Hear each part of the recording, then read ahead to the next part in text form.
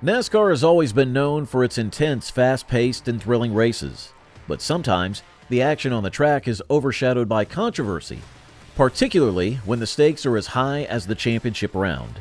The recent events at Martinsville Speedway are a perfect example of how things can get messy in the world of stock car racing. So, in today's episode, we'll discover how Chevrolet's involvement in the final laps led to a major shakeup in the Championship 4.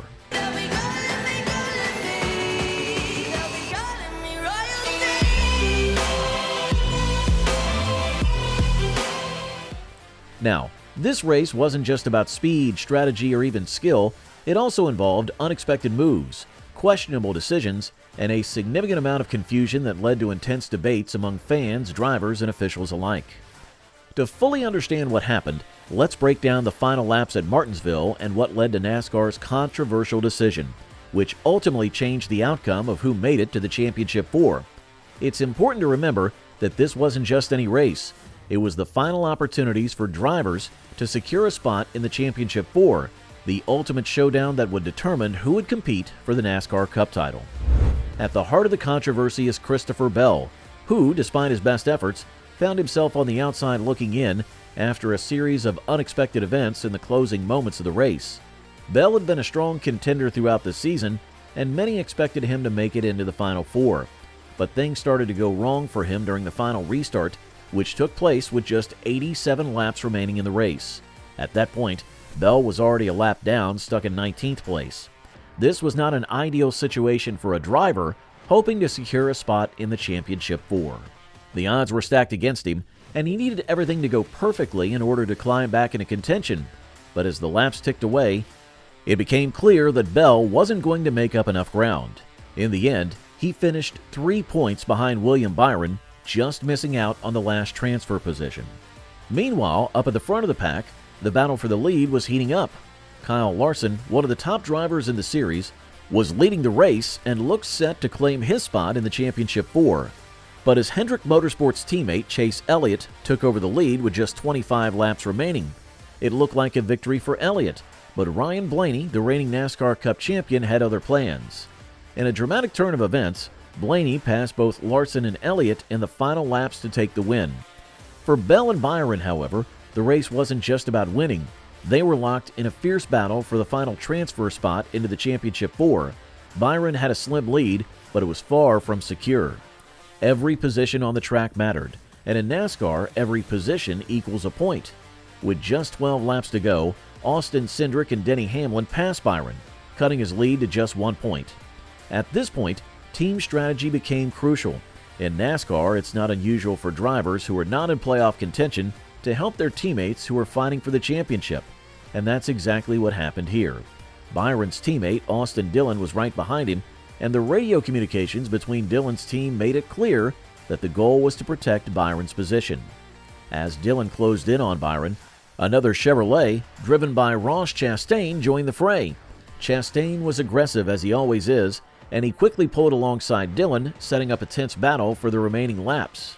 The radio communications during these final laps revealed just how coordinated the teams were in their efforts to ensure that Byron kept his spot in the Championship 4. 10-4, does the one crew chief know the deal?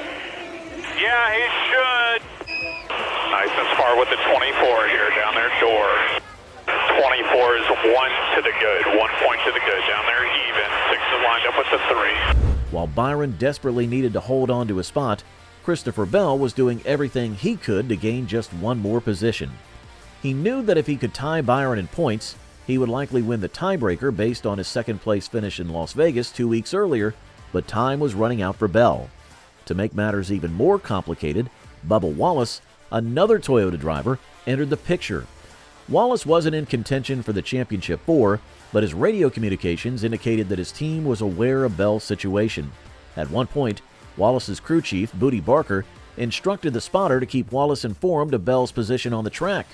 As the race reached its final moments, Wallace's car continued to slow, allowing Bell to catch up. By the time the white flag came out, signaling the final lap, Bell was right behind Wallace. In a dramatic move, Bell dove deep into turn 3 and made contact with the wall as he tried to pass Wallace. This move, which some have compared to Ross Chastain's famous wall ride stunt from 2 years ago, allowed Bell to gain enough ground to potentially secure the point he needed to advance to the Championship 4. However, NASCAR quickly reviewed the incident and determined that Bell's move violated the rules. Although Bell didn't gain any additional positions by riding the wall, NASCAR deemed it a safety violation. As a result, they made the surprising decision to disqualify Bell from the Championship 4, effectively handing the final spot to William Byron. This decision sent shockwaves throughout the NASCAR world.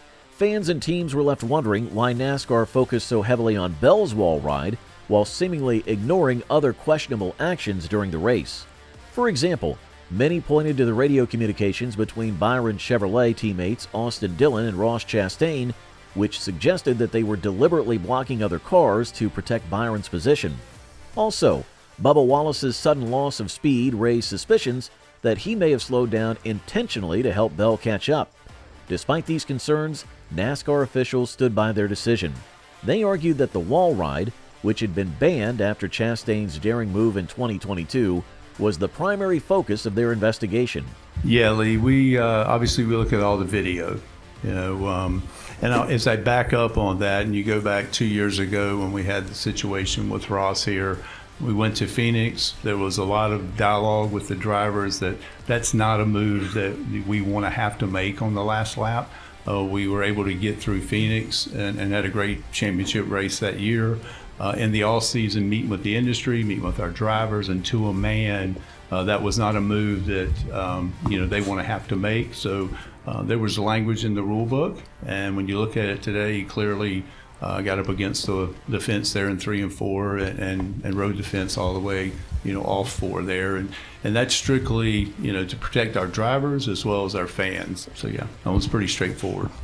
This decision has led to widespread debate within the NASCAR community.